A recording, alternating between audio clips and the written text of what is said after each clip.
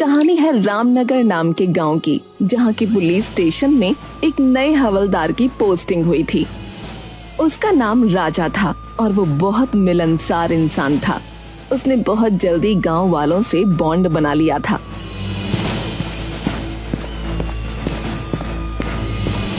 अरे मुखिया जी प्रणाम, क्या हाल चाल है आपका? अरे बस सब बढ़िया हवलदार जी, भोलेनाथ की कृपा है। वैसे भी सावन के महीने में हम थोड़े ज्यादा ही प्रसन्न रहते हैं। अरे ये बात तो सही कही आपने, सावन का महीना सबसे अलग होता है। चारों तरफ हरियाली और भोलेनाथ की भक्ति, ऐसे में जो दिन कटते हैं उसका कोई जोड़ ही नहीं है। बिल्कुल सही कहा हवलदार साहब। अरे मेरा नाम राजा है मुखिया जी, आप हवलदार क्यों कहते रहते हैं हमेशा? अरे तो मेरा नाम भी रामलाल है, लेकिन आप भी तो हमें मुखिया मुखिया कहते रहते हैं कि नहीं? ओहो, तो आप बदला ले रहे हैं?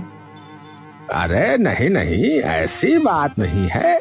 हम बदला नहीं, मौज लेते हैं, मौज है।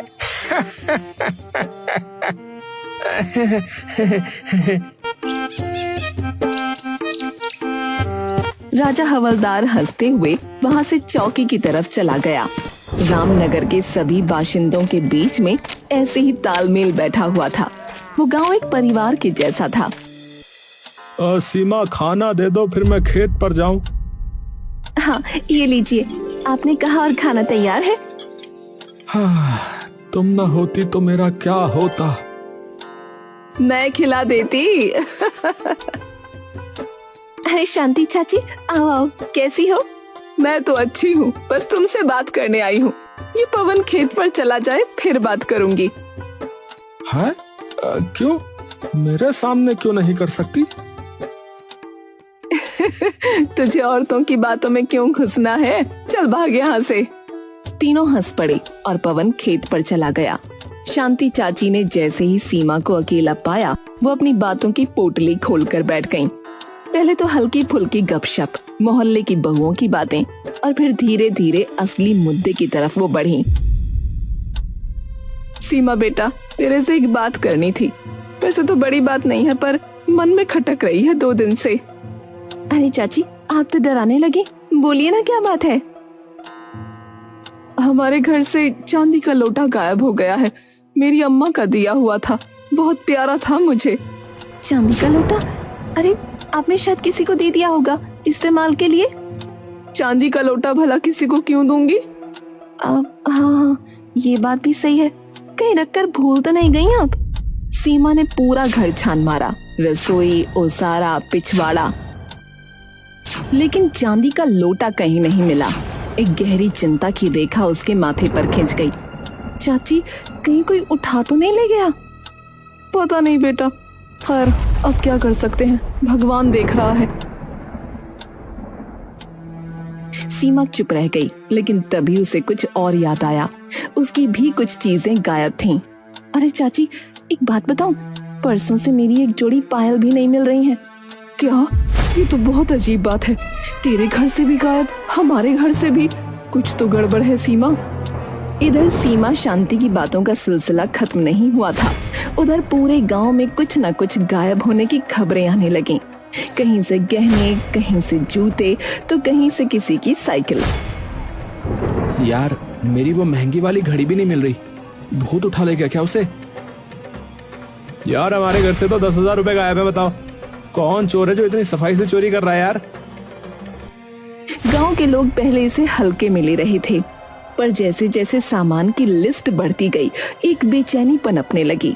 फिर अगली सुबह, पवन, मेरी अंगूठी, मेरी सगाई की अंगूठी कल रात अलमारी में रखी थी, अब नहीं है।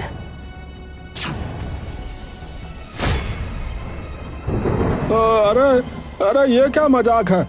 यहाँ तो सचमुच नहीं है। सीमा, किसी ने चोरी की है।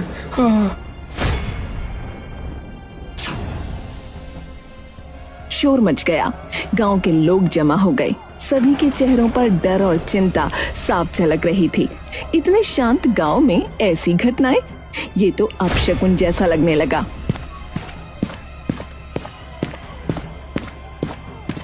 अरे क्या हुआ, किसने शोर मचाया हुआ भाई? राजा भैया, मेरी बीबी की जो है अंगूठी चोरी हो गई है। अलमारी में रखी थी पर अब नहीं है। हमारे गांव में ये क्या हो रहा है? कौन है जो सबके घरों से चीजें उठा रहा है? अरे अरे सब शांति रखो। हम भी चौकी में इस पर बात कर रहे थे। खबर पक्की है, एक गिरोह आया हुआ है इस इलाके में। वो घरों की जानकारी जुटाता है और फिर सामान गायब करता है। कितने लोग हैं ये तय नहीं है, 2, 4 या 10 भी हो सकते हैं।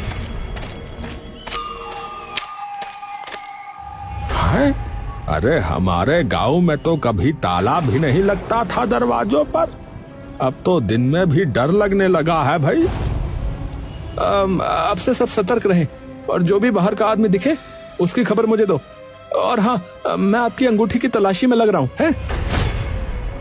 गांव में सनसनी फैल गई। जिस गांव में पहले गली की बकरी भी गुम हो जाती थी तो ढोल बज जाता था, अब वहां चोरी की घटनाएं आम हो रही थीं। फिर अगले दिन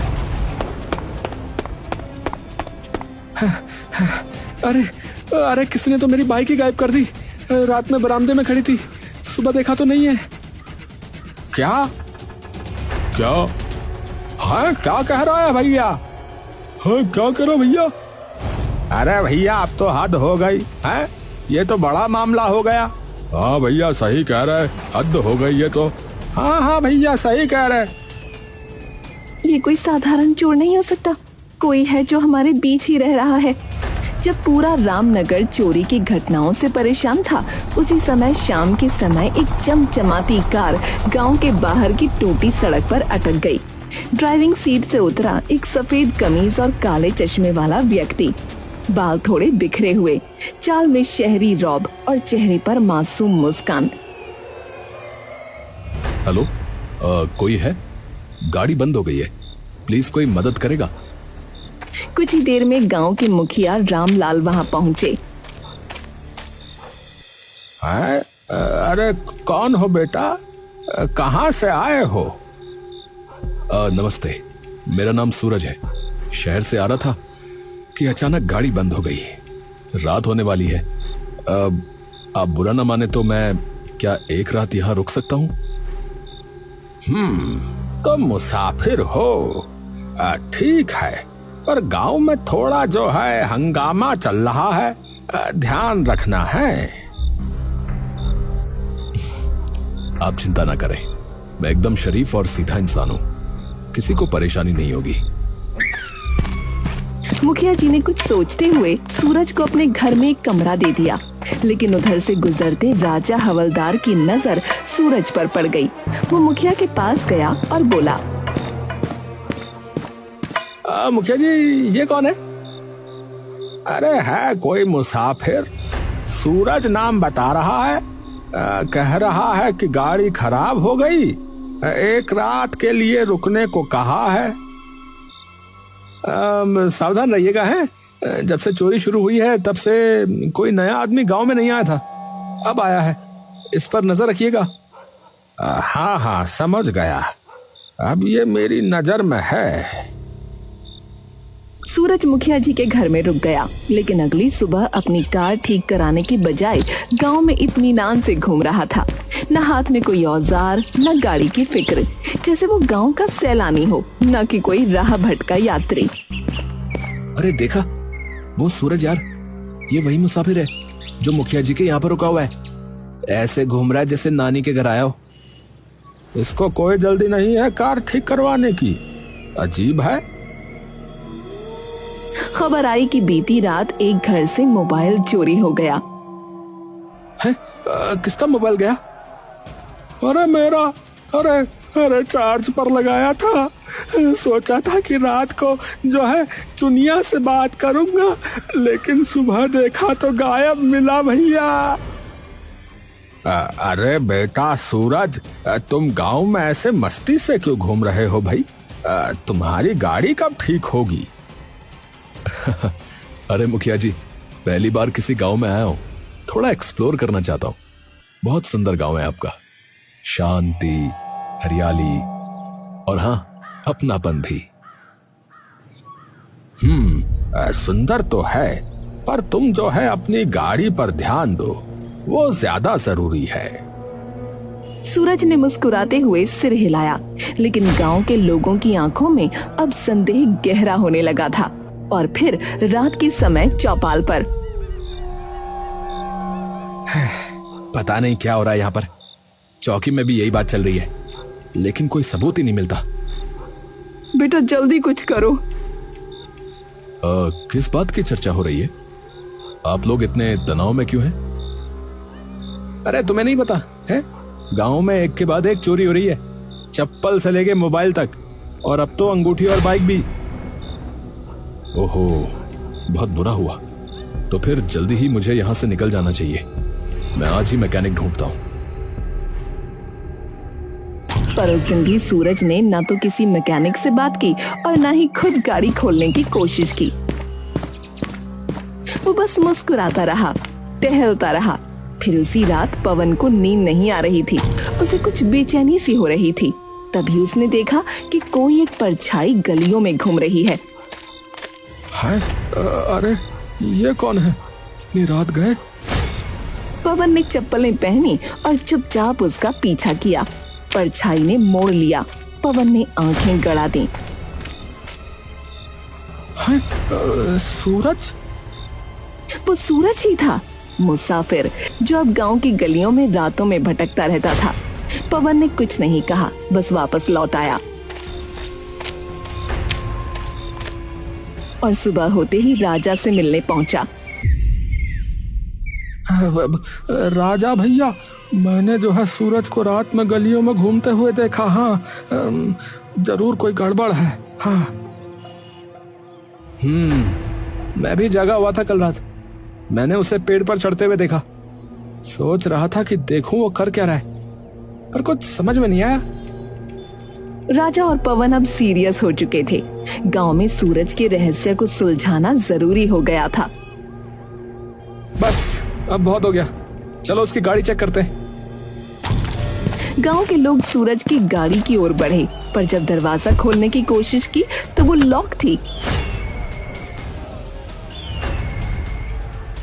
अरे खोलो खोलो, अरे भैया देखना है कि इसके अंदर क्या छुपा है। हाँ। अरे अरे अरे, क्या कर रहे हैं आप लोग? ये मेरी गाड़ी है भाई। देखो भाई, तुम्हारी गाड़ी 2 दिन से यहाँ पर खड़ी है, ना मैकेनिक को बुलाया तुमने, ना ही कुछ किया इस पे। अब बताओ तुम कब जा रहे हो? मैंने गांव के बाहर वाले मैकेनिक को दिखाया था, पर उसे कुछ समझ में नहीं आ रहा है। तो अब मैं अपना आदमी भेजता हूँ, वो सही करवा देगा। अब और नहीं रुकोगे तुम? हाँ ठीक है, बस एक रात और, सुबह निकल जाऊंगा। ठीक है। फिर एक रात आई। पवन और राजा अब चुपचाप निगरानी कर रहे थे। तभी देखा कि एक परछाई फिर किसी के घर में घुस गई।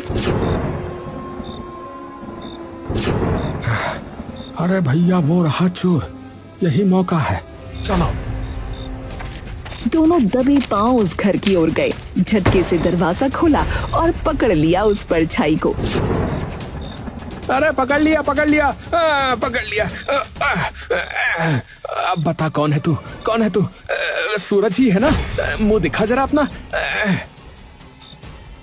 लेकिन वो सूरज नहीं था, बल्कि शांति का बेटा गौरव था। अरे रे, अरे मैं अपनी गर्लफ्रेंड से मिलने आया था। घर में वो अकेली थी, इसलिए। प्लीज हमारे माँ बाप को मत बताना, हमारी जान चली जाएगी। अरे ओहो, चोरी नहीं इश्क हो रहा था यहाँ तो है। अरे मोरी मैया, इस गांव में अब प्यार भी चोरी जैसा हो गया है। चलो बच्चों, इस बार बच गए, लेकिन अगली बार सीधे पंचायत में मुलाकात होगी। पवन और राजा उस मोहब्बत की गलती वाले घर से हंसते हुए बाहर निकले ही थे कि अचानक राजा की नजर एक खंभे की ओर गई। चौंक कर उसने पवन की बाह पकड़ी। अरे पवन, वो देख, खंभे पर फिर वही। अबे सूरज कहीं के, अरे ये फिर चढ़ गया। अबे ओ मुसाफिर, नीचे उतर। सूरज सकपकाया, जैसे चोर रंगे हाथ पकड़ा गया हो। फौरन नीचे उतरा। अबे कभी पेड़ पे कभी खंबे पे, हैं? क्या खोज रहे हो ऊपर ऊपर, हैं? अरे कुछ नहीं, वो क्या है ना कि नींद नहीं आती तो बस ऐसे ही टहलता रहता हूँ, और थोड़ी ऊंचाई से गांव को देखना बड़ा अच्छा लगता है मुझे। है? रात में पेड़ों पर चढ़ाई? ये कोई योग साधना चल रही है क्या? बस बहुत हो गया, चलो मुखिया जी के पास चलो। दोनों से लेकर मुखिया के पास पहुंचे। मुखिया जी, ये जो आपके यहाँ रुका है, आपको पता भी नहीं चलता कि ये कब घर से गायब हो जाता है। अभी खंबे पे था, कल पेड़ पे था। अब जो है इसे घर में बंद करके रखिए। हाँ, जब तक इसकी गाड़ी ठीक ना हो जाए ये बाहर नहीं निकलेगा। ठीक है, जब तक गाड़ी सही नहीं होती ये मेरे घर में ही रहेगा। राजा और पवन जाने को ही थे कि राजा एकदम से रुक गया। रुको, मुझे अब इस मुसाफिर पर एक कौड़ी का भी भरोसा नहीं रहा, और मुझे लगता है कि इसकी गाड़ी भी एकदम सही है। चलो देख लेते हैं।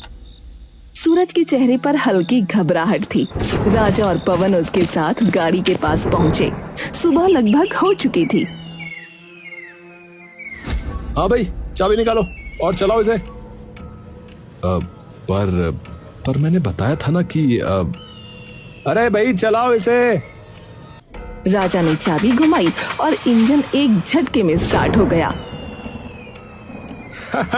देखा, अरे हम नहीं कह रहे थे, इसकी गाड़ी एकदम सही है। अब पुलिस आएगी और तेरा तमाशा यहीं खत्म होगा। अरे रुको रुको भाई, सिर्फ इतना ही काफी नहीं है इसे चोर साबित करने के लिए। मैं कहता हूँ कि एक दिन और रुक के देखना चाहिए। अगर ये चोर नहीं निकला तो हमारा गांव बदनाम हो जाएगा। मैं चोर हूं ही नहीं, चाहो तो मेरी तलाशी ले लो भाई। अरे तो चुप रह। और मुखिया जी, ये आदमी यहाँ झूठ बोल रहा है। गाड़ी ठीक है फिर भी ठहरा हुआ है, ये चोरी से कम नहीं है। तभी भीड़ जमा हो गई। गांव वाले आ गए। सबकी आंखों में सवाल थे। तभी सूरज ने एक अजब बात कही। वैसे इतनी चोरियां हुई, लेकिन राजा जी के यहाँ कभी कुछ चोरी नहीं हुआ, ऐसा कैसे? अरे हाँ, ये तो अजीब बात है। इसका मतलब? इसका कोई मतलब नहीं है। चोर को अभी मौका नहीं मिला मेरे घर का, और फिर मैं हवलदार हूँ। चोर डर रहा होगा। चोर किसी से नहीं डरते। अरे चुप रहो, एक हवलदार पर इल्जाम लगाते हो। अब देखो मैं क्या करता हूँ। राजा ने सूरज के हाथ में हथकड़ी डाल दी। एक पुलिस वाले पर उंगली उठाने के जुर्म में मैं तुझे गिरफ्तार करता हूँ। हाँ तो सुनो, असली गिरफ्तारी अब होगी। मैंने पुलिस को पहले ही बुला लिया है। सायरन की आवाज आई। पुलिस जीप गांव में घुसी। गांव वाले चौंक गए। सूरज ने जेब से मोबाइल निकाला और एक वीडियो चलाया जिसमें साफ साफ राजा चोरी करते हुए नजर आ रहा था। अरे ये तो पर गांव में सीसीटीवी कहाँ? वही तो, जहाँ सीसीटीवी नहीं होता वहीं लगाना पड़ता है। मैं जब पेड़ पर चढ़ा था और खंभे पर, तो वहां कैमरे फिट कर रहा था, समझा? भगवान, ये क्या कह रहा है? अरे मोरी मैया, ये क्या कह रहा है भैया? अरे दैया, जे का हो गया भैया? ये सुनकर राजा को गुस्सा आ गया और वो मुखिया से लड़ने लगा। ये खुराफाती मुसाफिर इतने दिन से आपके घर में है और आपको खबर ही नहीं हुई? देखो भाई, इस मुसाफिर को जो है मैंने ही बुलाया था, और बात दरअसल ये है कि ये क्राइम ब्रांच से एक अंडर कवर अफसर हैं। क्या कहा? अफसर? धोखा? अरे धोखा नहीं, चाल थी। धोखा तो तुमने दिया हमें, क्योंकि तुम कोई हवलदार नहीं, चोर हो। है? क्या कहा? क्या करा भैया मुखिया जी? ए भैया, मुखिया क्या कह रहा भैया? है भैया, क्या कह रहे? हाँ, असल में ऐसा था कि हमारे गांव की चौकी में हवलदार की पोस्टिंग होने वाली थी। इस चोर को ये पता चल गया और ये उसकी जगह आ गया, क्योंकि असली हवलदार को आने में कुछ दिन बाकी थे। हाँ, जब मुझे इस पर शक हुआ तो मैंने सबसे पहले इसका ही बायोडेटा निकाला। तब पता चला कि राजा नाम का तो कोई हवलदार आना ही नहीं था यहाँ पर। असली हवलदार ये हैं, मिस्टर पांडे, जो आज ही आए हैं। नमस्ते जी, नमस्ते। राजा ने भागने की कोशिश की, लेकिन पुलिस ने उसे पकड़कर हथकड़ी लगा दी। माफ कर दो, मुझसे गलती हो गई। मेरे ऊपर बहुत कर्जा हो गया था, इसीलिए ये करना पड़ा। अरे गलती? अरे भैया, हमें लूट लिया और कह रहे हो गलती? अरे शर्म करो भैया, शर्म करो। अरे भैया, कौन सी गलती, कैसी गलती है, क्या कह रहे हो तुम? साले कूट देंगे बता रहे। तलाशी लो, राजा के घर की तलाशी लो। राजा के घर से चोरी का सारा सामान मिल गया। कुछ चीजें उसने बेच दी थीं, उसके लिए जुर्माना लगाया गया। सूरज ने हर एक पीड़ित को उनका सामान लौटाया। हम सब सूरज जी के आभारी हैं। बिल्कुल, मुसाफिर बनकर आए और रक्षक बन गए। हम सोच भी नहीं सकते थे कि राजा ही चोर निकलेगा। धोखा देने वाला चाहे कोई भी हो, उसका अंत यही होता है।